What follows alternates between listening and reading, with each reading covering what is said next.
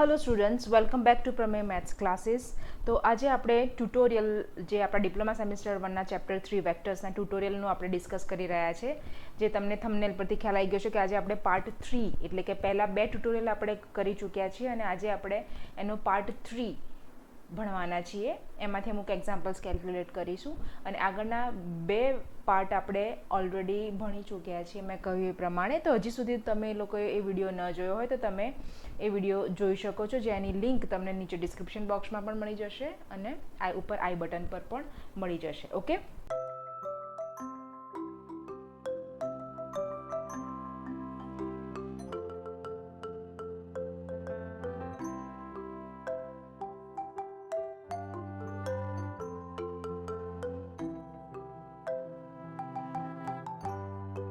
Tutorial એટલા માટે આપણા માટે ઇમ્પોર્ટન્ટ છે કે આમાંથી તમારા યુનિવર્સિટી એક્ઝામમાં ઘણું ખરું પૂછાય છે. એ જ ટાઈપના ક્વેશ્ચન્સ મોસ્ટલી પૂછાય છે.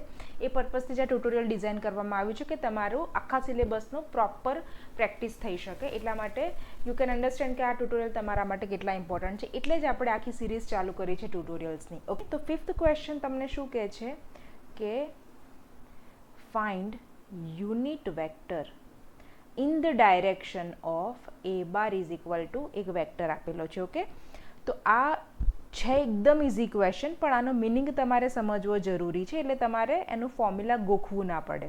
ઓકે, તો યુનિટ વેક્ટર પહેલાં તો કોને કહેવાય એ સાઈડમાં આપણે સહેજ યાદ કરી લઈએ કે કોઈ પણ વેક્ટર એ છે એને યુનિટ વેક્ટર આપણે ત્યારે કહીશું જ્યારે એનું માનાંક શું આવે?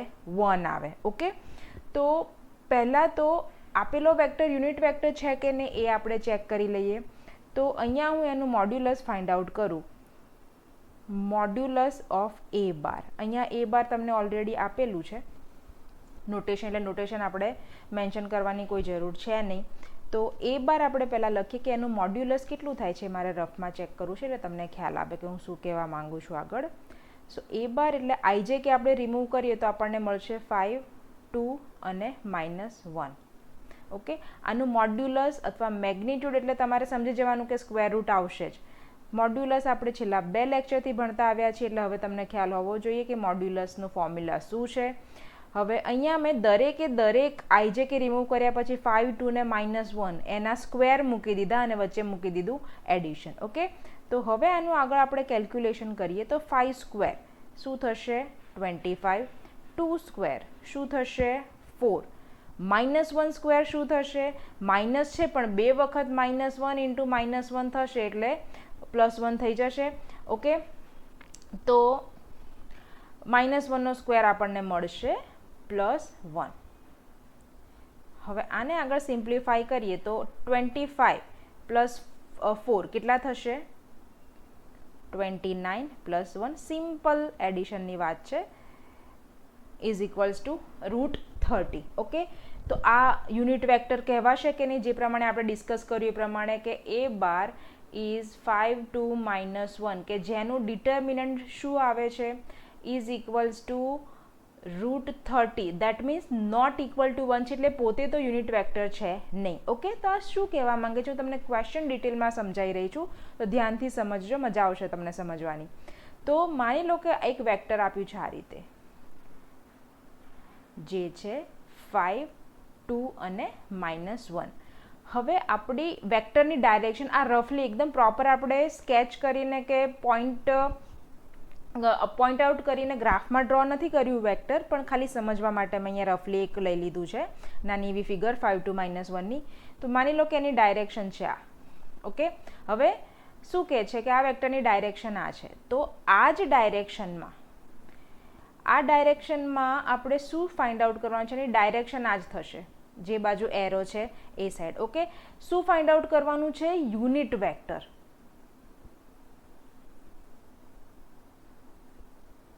હવે યુનિટ વેક્ટરની સ્પેશિયાલિટી શું છે કે એનું મોડ્યુલસ હોવું જોઈએ 1. તો આ જ ડાયરેક્શનમાં આપણે કોઈ પણ નાનો મોટો એવો વેક્ટર ફાઇન્ડ આઉટ કરવાનો છે કે જેનું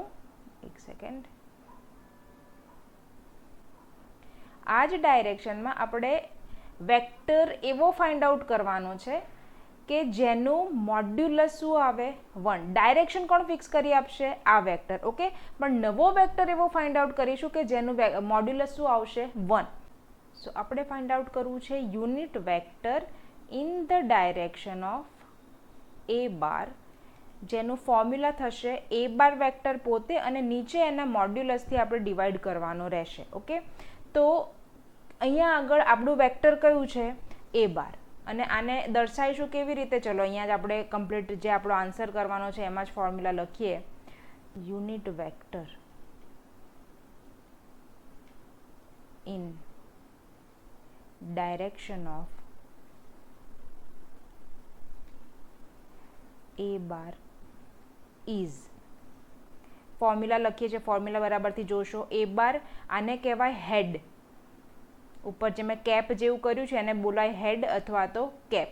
ઓકે, શું થશે? જે પણ વેક્ટર આપણે ઉપર લખવાનો અને નીચે એના માનાંક અથવા મોડ્યુલસથી આપણે ડિવાઈડ કરી દેવાનો રહેશે. ઓકે, તો તમારે નવું કશું ખાસ યાદ રાખવાનું છે અને મોડ્યુલસથી ડિવાઈડ કરવાનું એ જ યાદ રાખવાનું છે. તો એ બાર કેપ ઇઝ ઇક્વલ ટુ અહીંયા લખીશ ફરીથી એ બાર અપન મોડ એ બાર. હવે એ બાર તો આપણે આ રહ્યું, તો એ બાર થશે 5 2 -1 ડિવાઇડેડ બાય √30. ઓકે, હવે આ √30 છે એને દરેકની નીચે મૂકી દેવાનું. કેમ કે 1/√30 લખી શકાય. યસ, મેં જે ડિનોમિનેટર હતું એને સેપરેટ લખ્યું, નીચે લખ્યું તેની જગ્યાએ આગળ મલ્ટિપ્લિકેશનમાં લઈ લીધું. રાઈટ, હવે એને આપણે અંદર મલ્ટિપ્લિકેશન, સ્કેલર મલ્ટિપ્લિકેશનની વાત થઈ સિમ્પલ અહીંયા. તો આને આપણે અંદર દરેક સાથે મલ્ટીપ્લાય કરી શકીએ આવી રીતે. 5/√3, 2/√30, સોરી 3 નહીં હા, -1/√30. ઓકે, તો હવે તો જો તમે જાતે પણ ચેક કરી શકો કે આ જે નવું વેક્ટર આવ્યું જે એ બાર હેડ, આનું તમે મોડ્યુલસ શોધો. આપણે લખવાનું નથી, આપણો આન્સર ઓલરેડી આવી ચૂક્યો છે. પણ જો તમારે હજી ચેક કરવું હોય કે આ નવું વેક્ટર આવ્યું કયું? એ બાર કેપ, એનું મોડ્યુલસ હું શોધું અહીંયા, તો મારે શું છે એનું અંડરરૂટ શોધવું પડે. આખા મોટા જે નંબર્સ આવ્યા એનું 5/√30 સ્ક્વેર, 2/√30 સ્ક્વેર અને -1/√30 સ્ક્વેર. હવે ફર્સ્ટનું આપણે સ્ક્વેર ફાઇન્ડ આઉટ કરીએ તો 5નો સ્ક્વેર કેટલો થશે? 25. √30નો સ્ક્વેર શું થશે? 30, કેમ કે રૂટ અને સ્ક્વેર હટી જશે એટલે. 2નો સ્ક્વેર 4, √30નો સ્ક્વેર રૂટ નીકળી જશે એટલે ઓનલી 30, -1નો સ્ક્વેર 1 અને √30નો સ્ક્વેર રૂટ હટી જશે એટલે થઈ જશે ઓનલી 30. તો આ આપણે કેલ્ક્યુલેટ કરીએ આગળ જસ્ટ ફોર વેરિફિકેશન. તો LCM લસા કેટલો આવ્યો? 30. તો 25 + 4 + 1. તો ન્યુમરેટર અંશનો સરવાળો થશે 30, નીચે તો 30 છે જ, તો 30/30 √1, મતલબ 1 એટલે √1નો આન્સર આવશે 1. તો તમને ઇઝીલી આ સ્ક્રીન ઉપર જેટલું દેખાય છે એના ઉપરથી ખબર પડી ગઈ હશે કે કેમ એને એના માનાંકથી ડિવાઈડ કરવાનું કહે છે. ઓકે, યુનિટ વેક્ટર વર્ડ આવે અને વેક્ટર આપ્યો હોય તો તમારે ખાલી એટલું જ યાદ રાખવાનું છે કે એના ડિનોમિનેટરને, મતલબ ડિનોમિનેટર અંદર એડ કરવાનો શેનાથી? માનાંકથી. Correct? Okay, so I hope તમને આ ક્વેશ્ચન ખબર પડી ગઈ હશે. હજી કદાચ ના ખબર પડી હોય તો વિડીયો રિવાઇન્ડ કરીને જોશો તો પણ ખ્યાલ આવી જશે. ઓકે,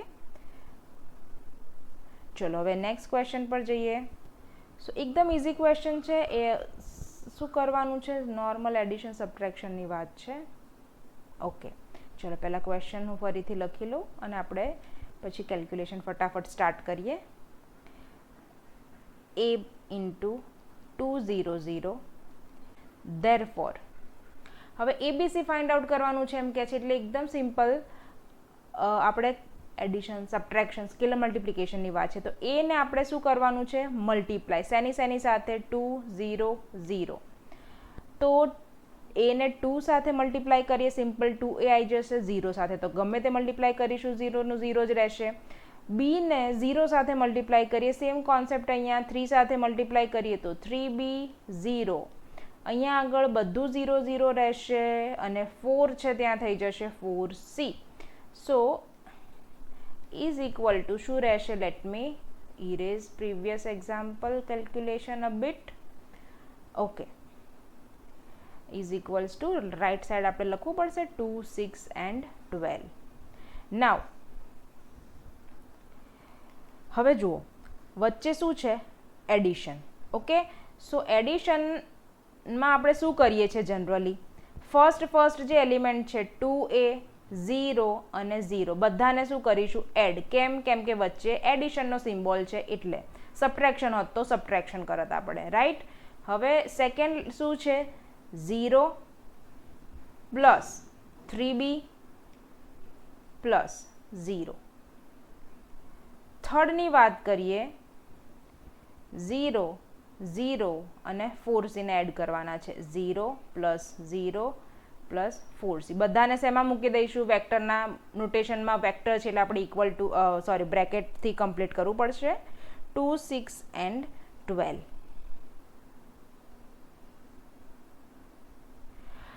હવે આને સિમ્પલ એક કેલ્ક્યુલેશન કરી દઈએ સહેજ.